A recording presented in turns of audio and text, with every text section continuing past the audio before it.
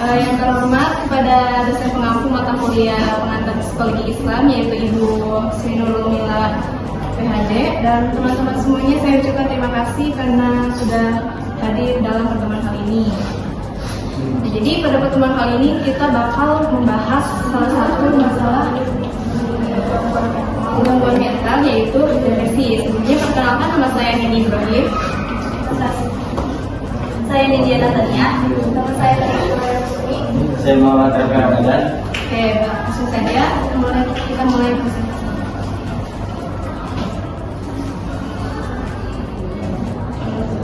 Di sini ada depresi ya. Apa itu depresi?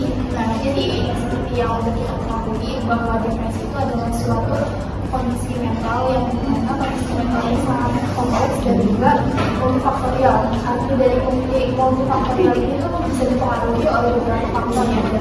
Dan juga depresi ini tuh bisa mempengaruhi seseorang nggak pandang bulu gitu, entah itu dari usianya, entah itu dari latar belakang dan lain sebagainya. Dan depresi ini sangat mempengaruhi dalam berbagai aspek kehidupan manusia tentu saja. Nah, jadi depresi ini sering kita temui itu sebuah kondisi yang dimana menggambarkan sebuah kesedihan atau sebuah keputusasaan atau sebuah kurangnya minat untuk melakukan segala suatu aktivitas yang biasanya kita kerjakan. Namun pada depresi ini tuh berbeda dengan rasa-rasa sekedar perasaan sedih biasa yang normal kita rasakan. Jadi depresi ini tuh lebih kompleks gitu ya di dalamnya, dan depresi ini lebih membutuhkan sebuah penguatan dibandingkan perasaan normal yang kita rasakan di berbagai aktivitas sehari-hari kita. Nah, depresi juga dapat mempengaruhi tadi ya aspek-aspek seperti emosi, pikiran, dan juga terutama perilaku. Kalau misalkan depresi ini nggak kita obati, akan depresi ini akan sangat berbahaya gitu bagi kehidupan seseorang. Jadi di sini ada berbagai jenis depresi. Yang pertama ini ada depresi mayor. Depresi mayor atau major itu adalah depresi ketika seseorang itu dihadapkan dengan suatu kejadian yang membuat dia sedih gitu. Suatu kejadian itu biasanya ditimpa oleh dia itu selama berminggu-minggu. Dan depresi major ini kadang membuat kita jadi kurang semangat untuk melakukan aktivitas, intinya merasa sedih terus ya. Jadi yang tadinya kita mungkin happy mungkin menjadi merasa sedih. Lalu yang kedua distimia ini hampir sama kayak depresi major, namun distimia ini lebih lama itu. Kan kalau misalkan depresi major atau major itu kan ketika kita dialaminya beberapa minggu ya, 2 minggu lebih itu depresi major. Itu kalau misalkan depresi distimia ini bisa bertahun-tahun. Depresi distimia ini sebenarnya dia itu sedih dan dia kadang merasa dirinya itu gak berharga, merasa kayak meremehkan dirinya sendiri. Lalu ada gangguan bipolar. Ini kan mungkin ada ya beberapa kelompok yang akan membahas bipolar. Bipolar ini secara singkat itu adalah perubahan secara mendadak suasana. Jadi suasana hati seseorang, misalkan dia itu yang tadinya lagi happy banget, dia itu bisa-bisa dalam satu waktu itu bisa merasakan suatu kesedihan juga. Ketika sih kesedihannya itu kayak dia nggak bisa kontrol hal itu namanya bipolar. Dan juga depresi postpartum. Jadi depresi itu biasa dialami oleh orang yang disorder EMDD. Jadi depresi ini tuh biasa dialami oleh wanita yang misalkan awal-awalnya itu bisa baru kedatangan menstruasi. Depresi kali ini hampir sama juga dengan depresi major. Tapi kan kalau depresi major itu ada sebab-sebab tertentu yang misalkan dia dihadapi kenyataan apa, misalkan PHK, kemudian dia mengalami depresi dan lain sebagainya. Tapi kalau misalkan kali ini tanpa ada faktor atau pengaruh-pengaruh di dalamnya yang membuat dia depresi. Lalu terakhir ada psychotic depression, itu kayak halusinasi, delusi, dan juga dia bakal semacam itulah di dalam pemeriksaan psychotic depression.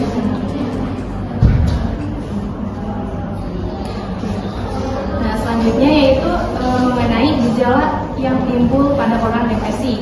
Nah, kita ini bisa lihat dari dua aspek, yaitu yang pertama dari aspek psikologi dan yang kedua dari aspek fisiknya. Aku bakal bahas dari aspek psikologinya. Jadi biasanya gejala yang timbul pada orang depresi dari aspek psikologi itu mereka tuh merasa bersalah dan sering menyalahkan diri sendiri. Terus mereka juga gampang putus asa, rendah diri, dan ngerasa diri dia tuh gak berharga. Lalu mereka juga orang yang depresi itu mudah marah atau sensitif. Mereka tuh sulit berkonsentrasi, berpikir, dan mengambil keputusan. Nah, yang inilah mereka ini yang depresi itu menjadi apatis terhadap lingkungannya. Sebenarnya apatis ini adalah kondisi yang normal atau wajar jika pada waktu tertentu saja. Namun kalau misalnya terjadi secara terus-menerus, seseorang ini perlu segera mendapatkan penanganan diri dari ahli kejiwaan. Nah, lalu kita lihat dari secara aspek fisiknya.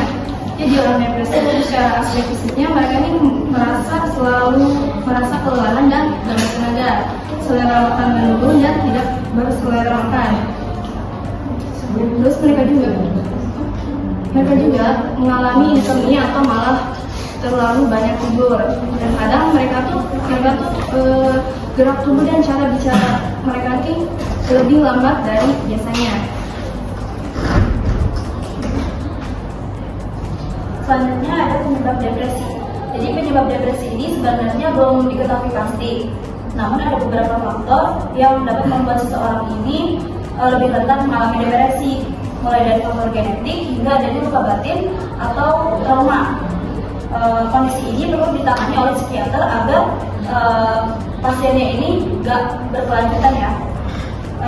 Berikut penyebab depresi. Yang pertama ada depresi mayor atau major depressive disorder. Yang pertama ada penyebabnya gara-gara faktor genetik. Jadi kalau ada anggota keluarga kita yang pernah atau sedang mengalami gejala ini, kita juga punya risiko yang lebih tinggi untuk mengalaminya. Tapi nggak cuma faktor genetik, tapi ada faktor lingkungan juga. Dan terdapat lingkungan ini dapat mempengaruhi kesehatan mental. Contohnya kayak kehilangan orang yang kita cintai atau putus dari hubungan. Yang kedua ada distimia atau persistent depressive disorder. Yang pertama penyebabnya gara-gara faktor biologis. Ternyata otak kita juga bisa dapat berubah bentuk karena depresi yang berlebihan. Dan penelitian ini menunjukkan bahwa stres kronis atau stres yang dapat menyebabkan penyusutan pada beberapa bagian otak. Penyebab yang kedua ada faktor psikologis, yaitu pengalaman traumatis di masa lalu bisa mempengaruhi terhadap kesehatan mental, termasuk memicu distimia. Yang ketiga ada gangguan bipolar. Penyebabnya gara-gara faktor genetik yang tadi udah disebutin karena keluarga ya, atau gara-gara lingkungan. Terus yang keempat ada depresi postpartum. Kondisi serius ini dialami oleh ibu yang melahirkan karena penyebabnya ini tidak hanya satu, melainkan kombinasi dari berbagai faktor fisik, emosional, dan sosial. Contohnya kayak perubahan hormon dan kelelahan dan kurang tidur. Terus yang kelima ada PMDD atau premenstrual dysphoric disorder, yaitu gangguan mood serius pada wanita menjelang menstruasi. Penyebabnya belum diketahui pasti, namun ada beberapa faktor seperti perubahan hormon. Jadi menjelang menstruasi ini, wanita kadar hormon estrogen dan progesteron itu sedang mengalami fluktuasi atau naik turun kayak cuaca yang berubah-ubah kayak kadang begitu. Terus perubahan ini dapat mempengaruhi keseimbangan neurotransmitter dalam otak seperti serotonin yang perannya mengatur suasana dalam hati. Kemudian ada depresi atipikal. Penyebabnya karena faktor genetik atau penyalahgunaan alkohol, obat-obatan yang bikin kita gak seimbang dan bisa memicu depresi atipikal. Yang terakhir ada depresi psikotik. yaitu gara-gara stres, peristiwa kehidupan yang menekan, dan gangguan kimiawi otak atau tidak keseimbangan neurotransmitter. Selanjutnya akan dijelaskan oleh rekan saya. Dan selanjutnya itu adalah cara mengatasi depresi. Cara mengatasi depresi itu ada beberapa hal. Yang pertama yaitu perubahan gaya hidup sehat. Yang pertama itu diet sehat, yaitu seperti berkonsumsi makanan bergizi, makan makanan buah dan sayuran dan protein tanpa lemak. Dan yang kedua ada olahraga teratur, yaitu seperti olahraga minimal yaitu 30 menit ataupun sejam, yaitu aktivitasnya seperti jalan kaki atau bersepeda atau bagaimanapun. Dan yang selanjutnya ada tidur yang cukup. Tidur yang cukup yaitu seperti usahakan jangan tidur di jam 1 malam ataupun jam 2 ya. Dan selanjutnya adalah mengurangi penggunaan media sosial. Dan yang pembahasan yang kedua ada dukungan sosial dan emosional, yaitu yang pertama ada berinteraksi dengan orang terdekat. Jadi kita itu harus luangkan waktu untuk berinteraksi dengan keluarga dan teman. Yang kedua ada pembahasan ekspresi emosi. Dan yang ketiga ada membangun pola pikir positif. Yang ketiga ada pembahasan bantuan profesional, yaitu seperti terapi. Yaitu terapi dapat membantu Anda mengintervensi dan mengubah pola pikir dari perilaku negatif. Yang kedua ada obat-obatan, yaitu seperti obat untuk membantu mengelola gejala depresi. Yang ketiga ada kelompok dukungan.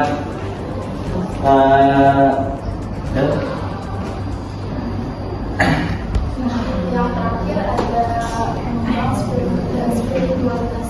Jadi di sini kita bakal membahas cara mengatasinya versi Islam, gitu, psikologi Islam. Kalau misalkan kita bicara tentang psikologi Islam, kalau terkait mental gangguan mental ini berarti membicarakan tentang ruh dan juga jiwa ya. Kalau menurut Ibu Sina ini, kalau misalkan ada sebuah gangguan mental seperti depresi, maka itu tuh ada sebuah ketidakseimbangan antara ruh dan juga jiwanya. Maka untuk mengatasinya itu perlu menggunakan beberapa pendekatan holistik yang dapat mengobati mental kita, gitu ya. Itu menurut Ibu Sina dalam bukunya.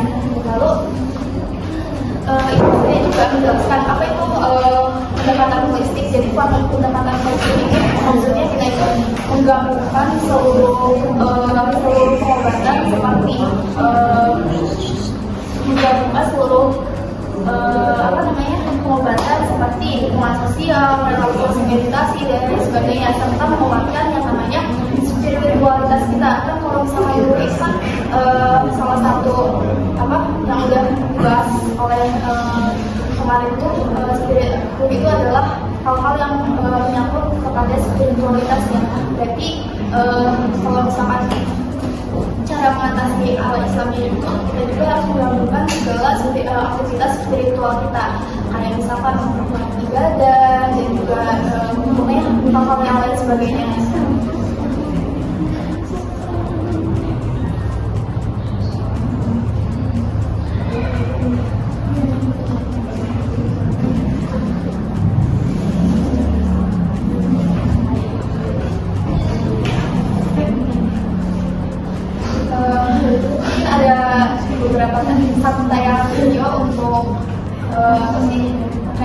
Menggambarkan daripada presentasi kami.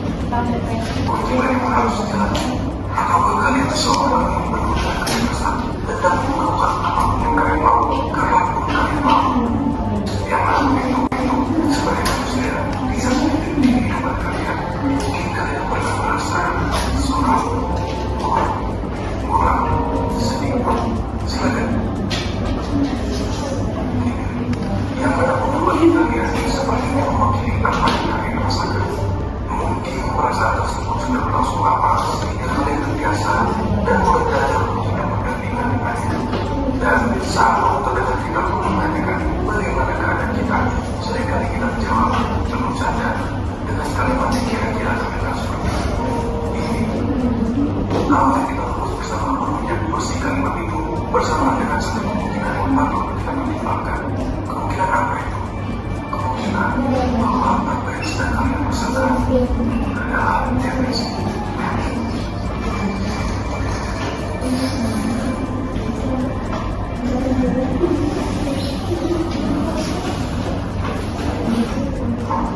Depresi sering menjadi bahan bicara kita saat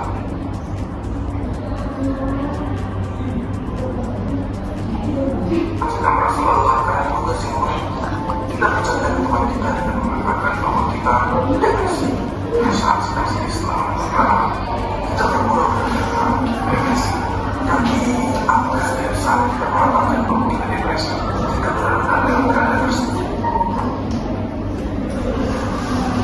Bisa saja, karena depresi dapat menyelesaikan Allah dalam keadaan apapun. Namun seringkali kita menemukan bahwa masalah sedih yang kita alami langsung sekali bahwa kita sudah mengalami depresi. Contoh, kalian sedang dalam pertandingan basket dan kalian mengalami merasa sedih. Jika sedang berduka, kehilangan seseorang yang berharga, kalian dalam merasa sedih. Merasa sedih adalah respon normal keadaan tersebut tidak semata-mata setiap kalian merasakan. Berarti kalau kalian sedang mengalami depresi,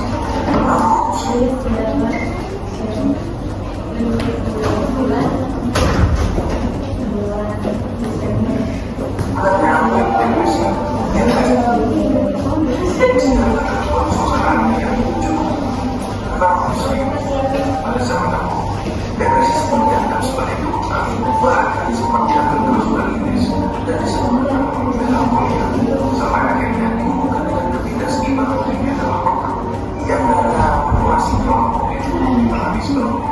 Ketidakseimbangan di hati, neurotransmitter seperti dopamin, serotonin, dan lain-lain menyebabkan kita bereaksi negatif atau berperilaku buruk, merasa kesedihan atau tenang. Pada tahun 2019, hal ini terjadi pada 15,6 juta orang Indonesia. Benar, kita hidup di zaman yang sangat penuh dengan berbagai macam hiburan, namun tidak sedikit dari kita yang berusaha menggunakan tangan dan mengharapkan bahwa seseorang akan memberikan gangguan ini mempengaruhi bagaimana kita berpikir, merasa, dan bagaimana kita menangani dan melalui kegiatan sehari-hari seperti makan, kerja, bahkan minum. Oke. Memang hanya seperti sekadar perasaan sedih. Iya bukan? Sekarang kita fokus ke bagaimana kita bisa mengetahui apakah yang kita rasakan adalah benar-benar depresi. Karena depresi adalah suatu diagnosa. Beberapa kriteria harus dipenuhi. Ada diagnosis sistem psikologi baik. Terdapat 5 kriteria diagnosa. Dengan kata lain, kriteria yang perlu dipenuhi untuk mendapatkan bahwa yang sedang terjadi adalah benar depresi.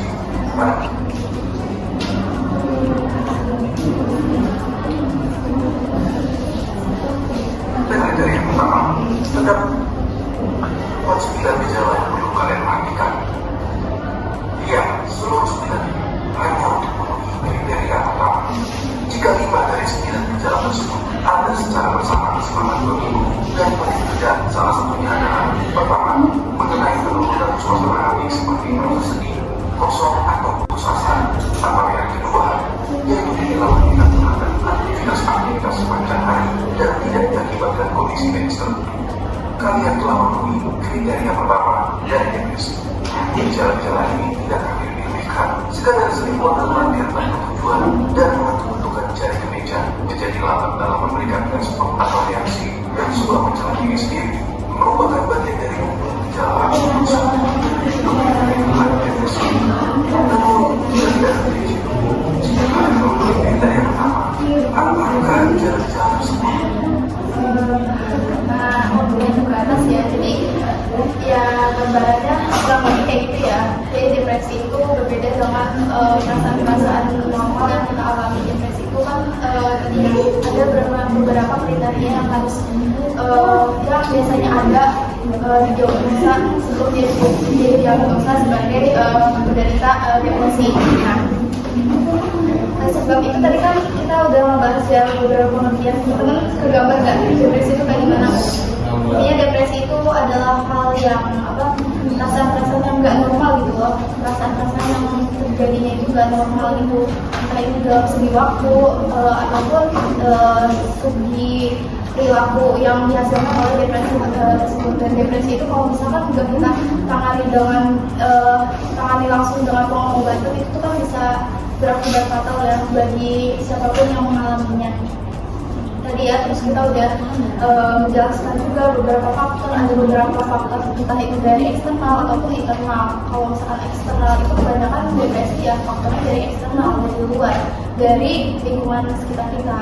Maka perlulah buat diri kita ataupun buat lingkungan kita itu kita harus lebih bijak sih untuk memilih merespon, entah itu memilih dan merespon lingkungan yang ada di sekitar kita supaya kita juga bisa mengusir emosi yang ada dalam diri kita. Mungkin cukup sekian presentasi dari kami. Mohon maaf bila ada beberapa kekurangannya. Kita tutup aja ya karena waktunya terbatas. Bila itu Assalamualaikum warahmatullahi wabarakatuh.